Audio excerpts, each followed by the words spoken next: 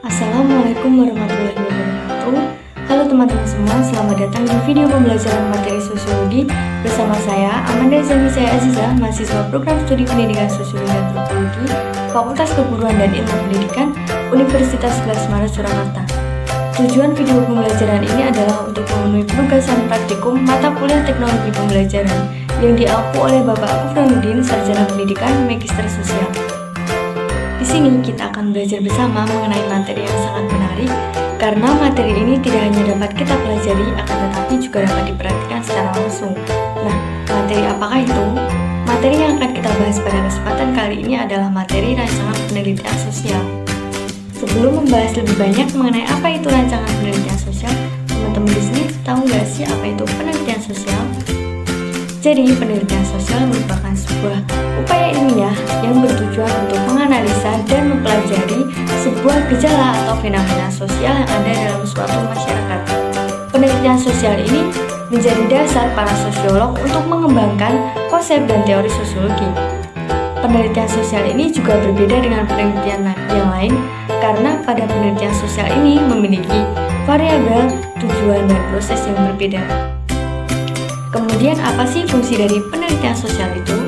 Fungsi penelitian sosial sendiri ada 3. Yang pertama yaitu fungsi eksploratif atau penjajakan yang berfungsi untuk menemukan hal-hal baru dalam proses pemecahan masalah sosial. Yang kedua yaitu fungsi verifikasi yang berfungsi untuk memverifikasi atau memeriksa kebenaran penyelesaian dalam masalah sosial. Yang ketiga yaitu fungsi pengembangan atau development yang berfungsi untuk mengembangkan ilmu sosial yang dimana digunakan sebagai alat untuk menyelesaikan masalah-masalah sosial yang ada. Nah, selanjutnya ketika kita akan melakukan sebuah penelitian sosial, kita harus menyusun rancangan penelitian sosial. Teman-teman tahu nggak sih apa itu rancangan penelitian sosial? Jadi, rancangan penelitian sosial adalah kerangka penelitian yang dibuat oleh peneliti yang digunakan sebagai pokok-pokok rencana penelitian. Rancangan penelitian ini ada 8. Yang pertama yaitu menentukan topik dan masalah penelitian. Yang kedua yaitu melihat studi penelitian sebelumnya. Yang ketiga yaitu melihat latar belakang dan rumusan masalah.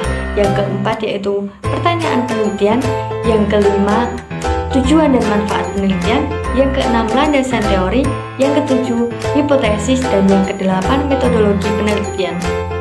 8 rancangan penelitian sosial tadi yang pertama yaitu menentukan topik dan masalah penelitian. Hal pertama yang harus dilakukan seorang peneliti ketika akan melakukan sebuah penelitian adalah menentukan masalah yang akan diteliti. Tujuan menetapkan masalah yang akan diteliti ini adalah untuk memudahkan peneliti mendapatkan pertanyaan penelitian. Yang kedua yaitu melihat studi penelitian sebelumnya. Peneliti harus mengkaji penelitian yang sudah ada sebelumnya dengan tujuan untuk menghindari adanya duplikasi atau plagiat. Selain itu, kita sebagai peneliti harus dapat mengembangkan penelitian yang sudah ada sebelumnya. Yang ketiga yaitu latar belakang dan rumusan masalah. Nah, latar belakang di sini berisi alasan mengapa kita melakukan penelitian tersebut.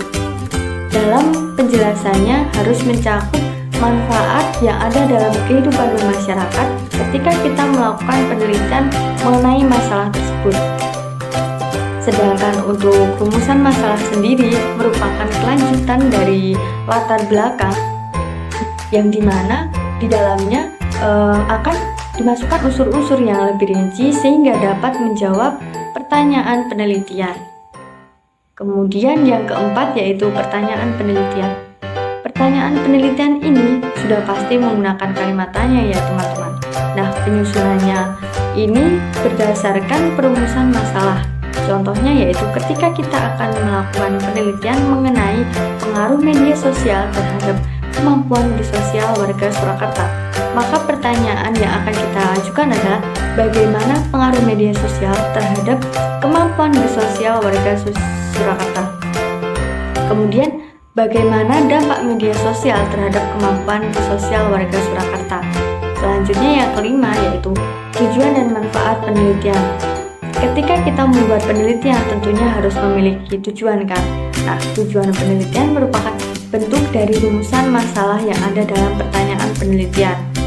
Sedangkan untuk manfaat penelitian sendiri terbagi menjadi 2. Yang pertama yaitu manfaat akademis, yang kedua yaitu manfaat praktis.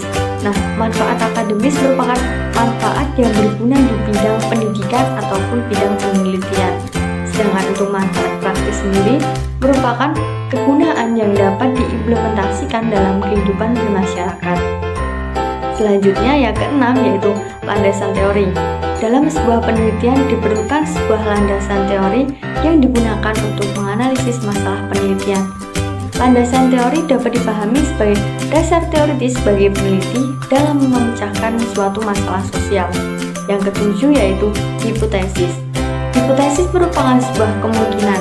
Kemungkinan apa sih di sini? Nah, kemungkinan atas jawaban dari masalah penelitian, atau dapat dikatakan kemungkinan karena belum dibuktikan dengan penelitian langsung di lapangan. Yang kedelapan yaitu metodologi penelitian. Metodologi penelitian ini menekankan pada metode yang digunakan peneliti untuk mengumpulkan data di lapangan. Terima kasih sudah menonton video ini, semoga bermanfaat untuk teman-teman semua. Sampai bertemu di video pembelajaran selanjutnya.